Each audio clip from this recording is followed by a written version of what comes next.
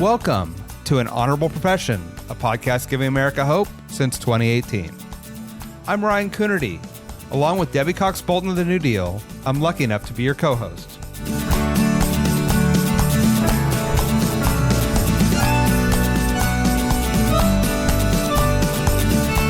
An Honorable Profession is a New Deal Leaders podcast. The New Deal is an organization that supports the next generation of American leaders. From attorneys generals to state senators to mayors to school board members, these are the people that are pushing policies and politics that will respond to climate change, rebuild our economy, address racial injustice, and restore our democracy. These are incredibly talented people who have dedicated themselves to public service when their country and their communities needed it the most. Check out newdealleaders.org to see what I'm talking about. From an early age, Montana Senator Laura Smith felt injustice acutely and wanted to fight it. She built a career as Assistant U.S. Attorney prosecuting violent cases, then as a Public Health and Human Services Director, focusing on stopping child death and abuse. Now in the Montana legislature, she works hard for her constituents, battles dark money, and tries to find ways to help people caring for their kids or loved ones get the support they need, and most importantly, have a seat at the table when those policies are made. Enjoy. Montana Senator Laura Smith, welcome to An Honorable Profession. Thank you very much. Excited to be here. I want to start with how things are going in Montana. We had a last minute, literally, switch in your U.S. Senate seat. What's the state of play in the politics of Montana? Boy, what has surprised me is individuals on both sides of the aisle are not happy about that. I think there's a feeling that democracy is being choreographed when you see things like that. Like the election gets sort of curtailed and compromised when folks are getting picked. And what is the phrase? When the king chooses the prince, even though that's sort of what happens. So real volatility that way. And I've seen it in not just the volatility in not just our congressional races, but in our legislative races. So hot tea from Montana that you're probably seeing elsewhere is the amount of money being driven into Montana politics right now, well before the primaries, against practical, reasonable Republicans is the most I've ever seen. So if you're in Montana, you're like me and you're scrolling on your phone, looking through Instagram, checking out the news, you will see probably this is not a conceit, probably every 20 profiles, you're going to see an ad for AFP against reasonable Republicans in Montana. And it says things, I wish I could pull it up, but it says things like, they're burning through your budget, and it's dark colors and fire. And so we've got in Montana right now, and you see it in those congressional races too, this incredible family feud happening in the Republican Party between the hard right and the more reasonable Republicans and practical Republicans. So last session here in Montana, we did something that I think a lot of people want from their politicians, which is we prioritize constituent issues over party labels. And there was a bipartisan coalition on issues like affordable housing, investing in childcare. But we did this bipartisan coalition with investments in issues that our constituents really care about. And that was something in 2023 when I ran for the state house, and then in 2024 when I ran for the state senate, knocking on doors, I would ask people, what political issue is most important to you? And I had this expectation that their answers would be policy-based because I'm a policy nerd. So I want to get into it. And I would say at least 50% or greater of individuals, when they answered that question, said, I'm tired of politics as usual. I'm tired of the toxicity in politics. I'm tired of the bickering. Tell me what you're going to do to make housing more affordable. Tell me what you're going to do for childcare. And so I actually carried that with me in this decision about being a part of this coalition in Montana. And now these more practical Republicans are being uh, bludgeoned truly by out of state interests with no donor names attached. So I guess, and this is it's all magnified, right? Because Montana had some pretty clear and strong campaign finance rules that were wiped out by the Supreme Court, if I remember correctly. And so you had real protections that the state had implemented post gold rush and copper and all that, right? And I guess how do you think this plays out? How do you think this ends? How do you think the story ends? Oh, I consider myself an optimist, and I was not sure how to answer that question up until a few weeks ago. And I went to our annual Mansfield Metcalf dinner Democrat events here in Helena, and I have not felt as hopeful about the state of play in politics for Democrats and for reasonable people, regardless of what party. I've actually, in the time that I've been in office and that I've been in state government, I have never been more hopeful that people are fed up enough to vote for change. And I might eat my words. I mean, this is a phrase that, it might come back to me and I might have predicted wrong, but to me, there is a feeling in Montana that we are unwilling to let extreme hard right views take over. We are a live and let live state, Yep. And that's another thing that I heard talking to constituents is people want their constitutional rights protected. They want an affordable place to live, and they want to be left alone. Why don't you tell us how you got to the point where you're knocking on doors? You've had a fascinating career path from being a very young assistant U.S. attorney into state government and then into elected office. What drew you to public service in the first place? And then how did elected office come into your life? Yeah, so I was one of those kids, and I regret to admit it, but I was a kid in high school who said, I want to be a federal prosecutor in the West. Okay. Wow. And not a lot of kids are saying that. I recognize that at 16. I have always had a strong sense of justice. I was raised in Logan, Utah, and what it looked like for me and my family when that didn't always play out. Because we weren't a minority in our community. And so I've always had this really, really deep sense of justice. My grandfather was an attorney and a law professor. And so I was really drawn to the idea of the legal profession as a place to accomplish justice.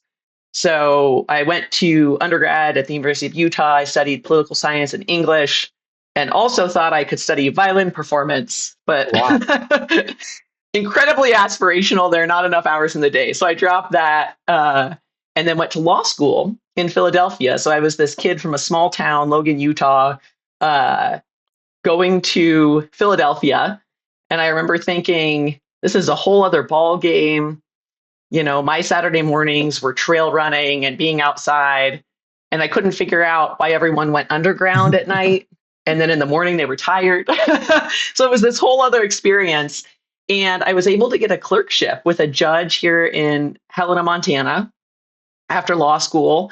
And it just made sense. And so while I was clerking, I applied for the U.S. Attorney's Office and ended up serving in Great Falls as an AUSA, primarily prosecuting violent crime in Native American communities. And so I did some fraud and wildlife crimes and sort of drug and violent crimes, but my real focus was the violent crime. And probably 4 or 5 years in, I remember this distinct moment where I was sitting at a sentencing hearing for an individual, and I was looking at their pre-sentence report. So it's this huge document, extensive amount of research about a person's life, substance use disorders, that sort of thing. And so the first probably 10 paragraphs were about their childhood. And it literally still gives me goosebumps because I got to a point where I had read so many of these in these felony cases where there were so many obstacles for every person in a case, not just a defendant, because I really believe in the vindication of victims and keeping a community safe. So I don't want to say that I'm only sympathizing with one individual in the case, but you could see just the trauma that had occurred in the childhood of both victims and defendants, and how many obstacles were in their place. And so I would see the same defendants and family names and individuals coming through the court system. I had my first revocation where I had accomplished a conviction, or secured a conviction.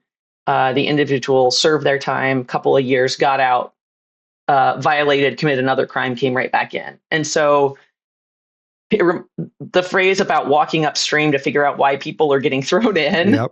really struck a chord with me. And so I started to think about a career change. And I will say this about the U.S. Attorney's Office. It was one of the most interesting, rewarding experiences I've ever had.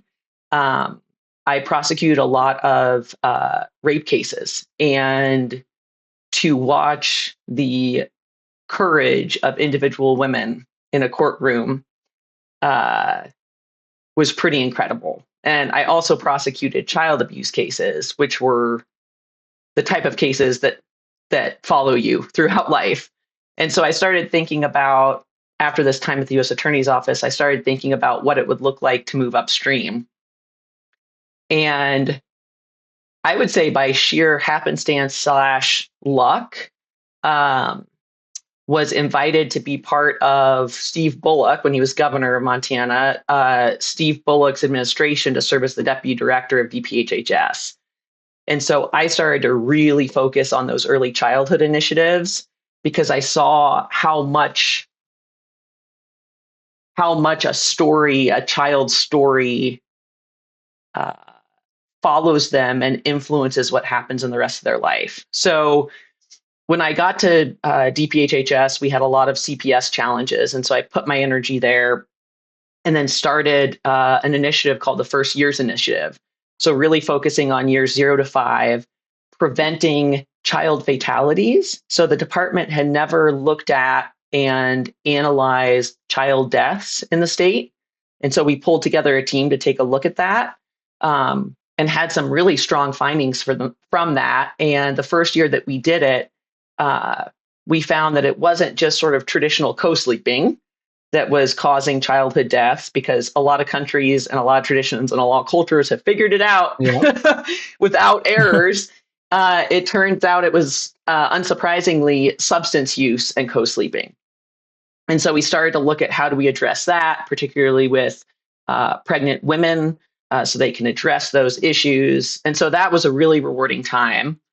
And at the time, I had my first child. I was pregnant with my first child during the legislative session, pregnant with my second child during the next legislative session.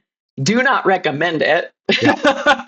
And was dropping them off at daycare sometime in that, my oldest was probably 2 or 3 years old.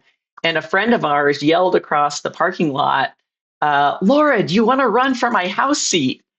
And I said, "Yeah, let's talk." And I think, interestingly, it had never struck me that serving in public office was an option for me. And so that's something that I think about, particularly in mentoring women and men who are interested in running, is until someone asked me about it, it had not crossed my mind. And if you looked at my resume or you looked at what I had done, you would have thought, yeah, that makes absolute sense. She was in, she's an attorney, and she was in DPHHS. So she's gone through these legislative sessions, and it never crossed my mind. And so talking to new candidates and talking to young people who are interested in serving is something, particularly women and men, is something that I've been really interested in. That's a long answer to your question. It's a good answer. It's a very good answer. And I have about 1 million follow-up questions. I want to start with, I guess, if in high school you knew you want to be a prosecutor in Western states, like that specific, I guess I wonder why you didn't see yourself in politics in the state house or Congress or other places. I don't think it was ever shown to me as an option. And so I think about the PAGE program that we have at the Montana Senate and House, and we bring in high school age kids from all across the state, and they serve as pages. So they're running messages back and forth, they're completing tasks, they're taking bills for signature, they're dropping off bills. And I am fairly convinced that if something like that had been a program when I was in high school, I would have changed my goal from the highly specific, pretty unrealistic goal of being a federal prosecutor in the West to serving serving in a legislature or being in politics. And so I think it's really important to engage with high schoolers and college students and really anyone, frankly. Like the number of individuals that have talked to me about wanting to run but can't figure out how do you make it work. And I think for a lot of people, it's how do you make it work perfectly? And that will never be the case. It's like being a parent. Like you can try to prepare, but even the best prepared, best plans get blown up. Yeah, it really, and it's something that I continuously, I was going to say talk to myself about, but advise myself on, right? That none of it has to be perfect. It's the best you do for your constituents, the best you do for your kids, the best you do for your family. And that's enough. Yeah. Can I ask, I just, working through your biography, being an assistant U.S. attorney, I've known assistant U.S. attorneys over the years from my law school class and other ways. It was had such strict ethical rules around it, a real sense of mission. And we're watching that be just dismantled by the Trump administration. And I guess as somebody who earned and learned the profession there, what do you see happening to the Department of Justice, and how can it be repaired someday? As somebody who's a former federal prosecutor, it is, if I think about it too long, it is incredibly heartbreaking. And I think for any prosecutor who believes so deeply in the mission of accomplishing justice for victims and keeping the community safe, I mean, it is, if you would talk to me 10, 15 years ago, I would have been on a very determined mission and still feel very passionately about the work. And so what I see is what is supposed to be Lady Justice with a blindfold, a system that is meant to be fair, being weaponized for extreme political uses is extremely alarming. And not just as a former prosecutor, but as a citizen. And so one of the things that I hold on to as I'm seeing all this news is having faith in the jury system. I always considered it a wonder that we convinced 12 people of anything. Yep. And it's probably because the standard is proof beyond a reasonable doubt. You can have it. I would always tell juries, you could have a reasonable doubt, but if you can get beyond it and you still believe that the elements have been met, that's a conviction. And so I have been comforted by the fact that there have been some instances where grand juries have actually rejected some of that weaponizing. The second part of your question was, how do you think we get out of it? I think the answer is leadership. And I think what we're seeing at the national level and with Trump, I mean, it's pretty obvious, but when you've got the wrong leadership with the wrong reasons at the wrong time, we're in trouble. And so my hope is that, and maybe this is somewhat futile, but that the sort of the devastation of all of it in DOJ can somehow slow down, and that good people will stick around. There are such strong, morally anchored, smart individuals that have been at the U.S. Attorney's Office and the FBI and at Maine DOJ And my hope is that that institutional expertise, even when they're trying to decimate it, still rises. It sort of reminds me of the wildfires where, it actually, I hate to say it, right? So we're in the middle of a DOJ Yeah, wildfire, but then to see these sprouts come up, right? And it's only in the fire where those sprouts can come up. It may be overly hopeful on my part, but it shows you why electing the right people at the right time makes a difference. absolutely. I appreciate, I think we all need the little sprouts of hope these days for, Mm, for yeah. what can emerge out of all of this. Yeah. So you mentioned you ran for your friend yells across the parking lot, and next thing you know, you're running for a House seat, and then you run for the Senate seat. Tell us about the experience of serving, the good, the bad, the frustrating, the amazing in the Montana legislature. Oh man. So I'll start with 2023. So I was a mere freshman. I had advocated and lobbied on behalf of DPHHS for 2 sessions prior to that. So I thought I knew I was getting into. Uh, but I love policy and I love ideas. And so I came into that session with a real focus on kids' safety issues and what are the policies that we can implement to help kids thrive. And so I was on this mission, particularly related to children's safety. And so I ran quite a few bills, didn't know what would happen to them.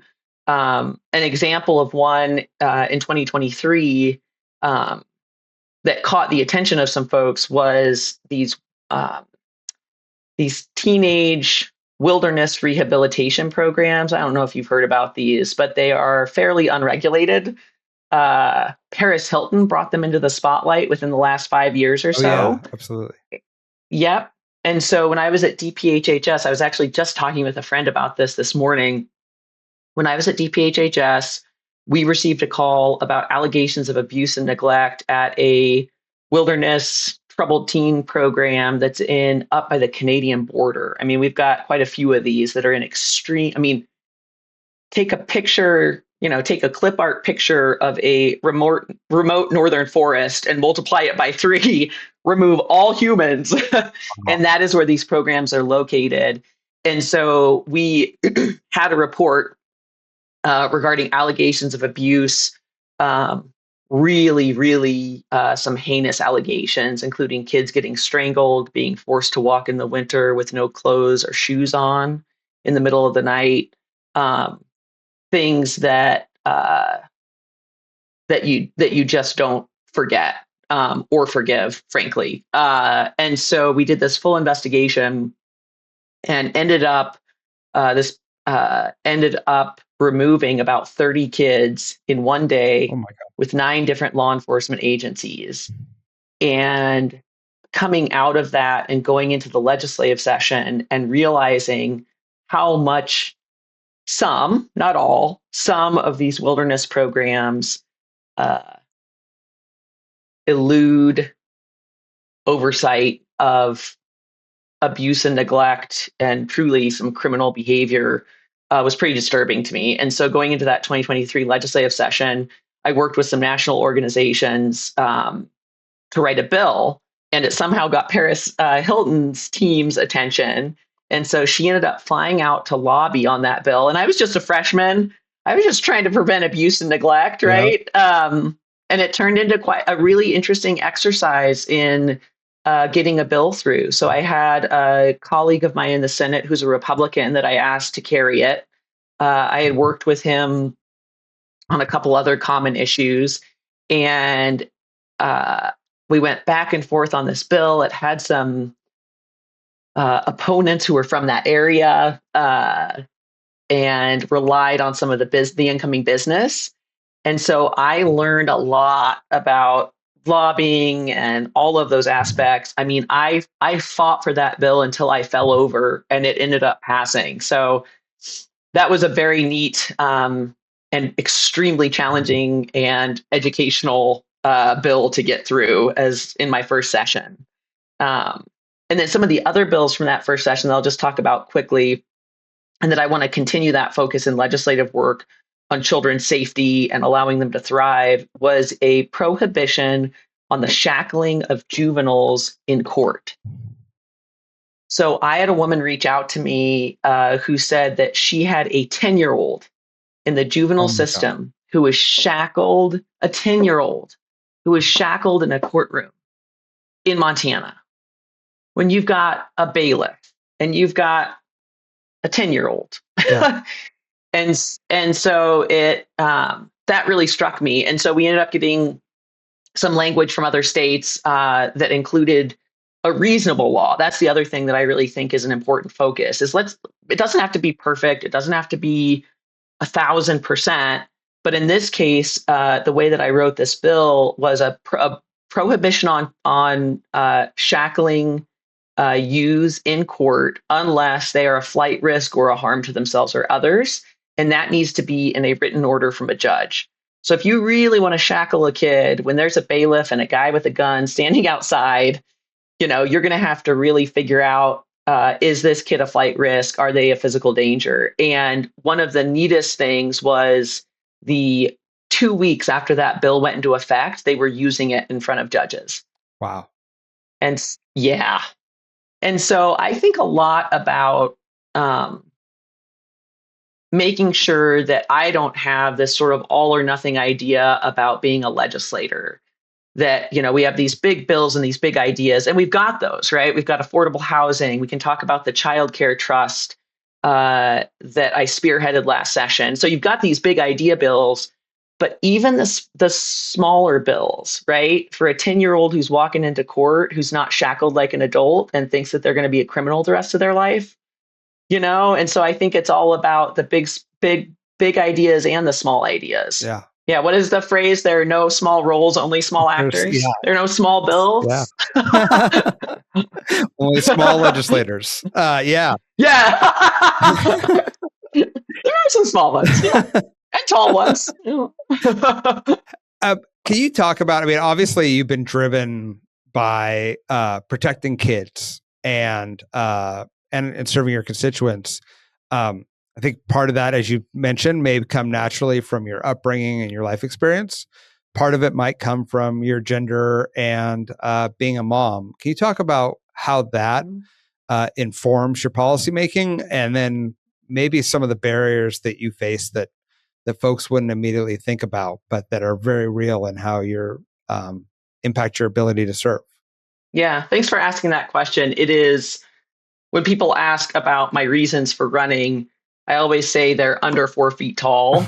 And there are two of them. So I have a 6-year-old and an 8-year-old. And I think it kind of starts in my own childhood, really having this intense sense of justice and really trying to ensure that the most vulnerable people in our community have a voice. And I think, kids, while they're still developing, are often the most vulnerable. And so it's something that really, really drives me. And it's not just supporting kids, it's supporting kids and their families. So when my kids were young, extremely young, like one was just born, the other was 2 years old.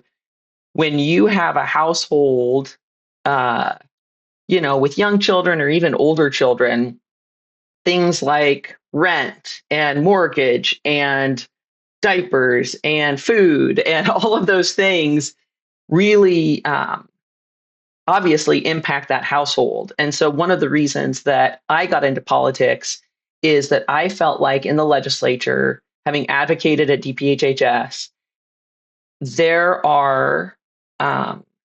I felt like the voice of caregivers wasn't often in the room. And it doesn't have to be women, right? There are parents. There are individuals who are taking care of their older parents who are also stressed caregivers. And so I didn't see a lot of women who looked like me in the state legislature.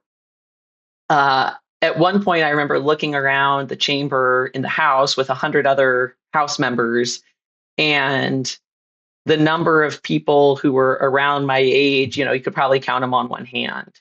And I think there are a lot of obstacles to that. We are a every other year legislature, 90 days, and then we have interim committees and interim budget committees, audit committee, things happening in the interim. So I think the infrequency of the session and the pressures of a 90-day session are a big impact on parents and caregivers being able to serve. Campaigning, I think, has been something that a lot of candidates have asked me about. How do you campaign and do everything else? And I go back to the idea of perfect being the enemy of good. If you can get out and knock doors for an hour, it doesn't have to be 3 hours. I don't know anyone, unless they're a machine, who can consistently knock doors for 3 hours every single day. Yeah. And so there was a bill in 2021 that I actually found pretty extraordinary to be passed in a place like Montana. Although I want to question the premise of that. But the bill was allowing candidates to use campaign funds for childcare. And hats off to Representative Alice Buckley here in Montana, who really worked hard on that. And so I was able to use a modest amount of funds for childcare. I'm trying to think, in 2023, I had, math. I had a 3.5-year-old who would not, I think any 3.5-year-old trying to knock doors for 2 hours is not a possibility. And, my husband started his own law firm here in Helena. And so, if it's late afternoon and there's, you don't have family nearby, my family's still in Utah. And so that bill made a big difference. And so one of the things that I'm interested in for next session is talking with organizations like NCSL and others about what types of policies that we can continue to advocate for that allow individuals of differing experiences to ensure that their voice is at the table. And even as recently as the 2025 session, which we haven't talked about yet, but I pushed probably as hard as I've ever pushed for the inclusion of an early childhood trust fund, which in the first 2 years is producing about 15 million. For a place like Montana, in a place that has no statewide Democrats, that has not a super minority anymore, but certainly a minority of Democrats, we were able to leverage our votes as Democrats, and me pushing for it as a caregiver in the room, being a woman at the table, saying, I can bring you votes when we include the early childhood trust in this big trust bill that had other infrastructure things like bridges, roads, pensions. And I said, what's infrastructure for our workforce? Childcare.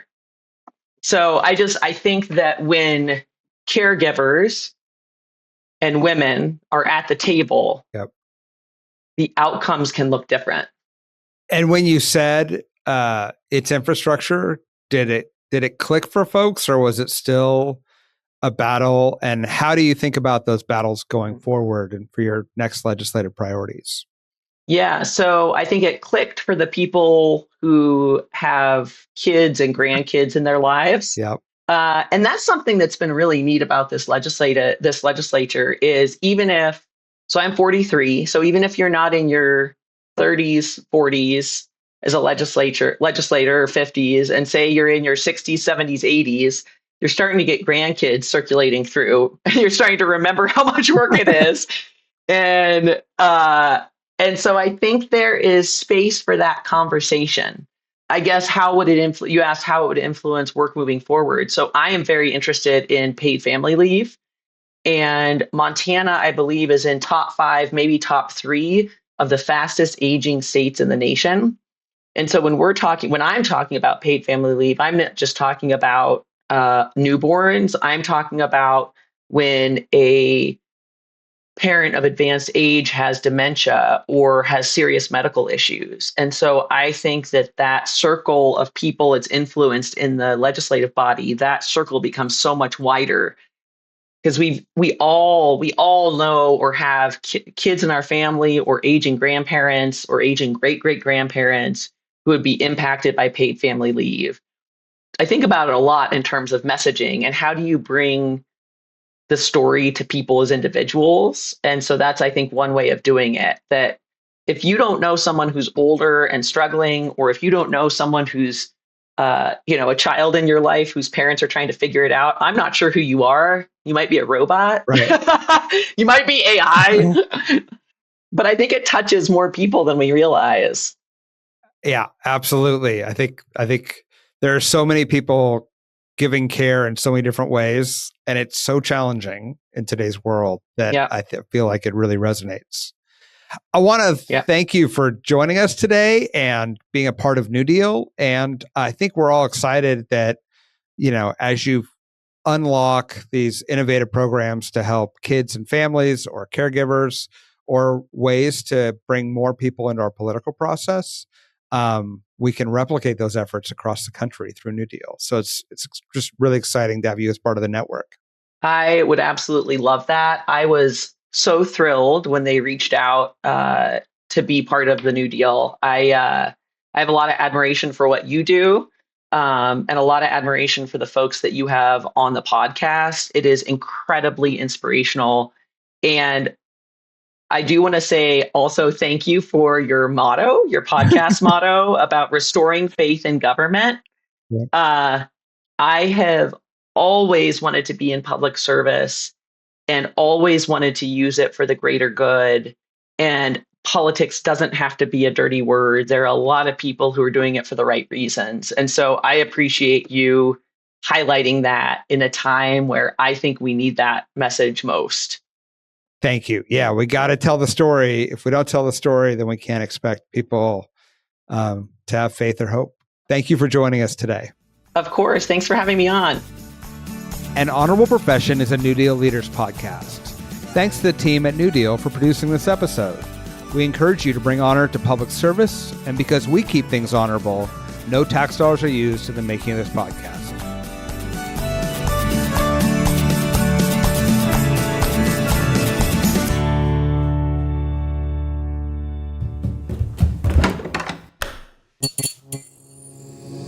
This podcast is part of the Democracy Group.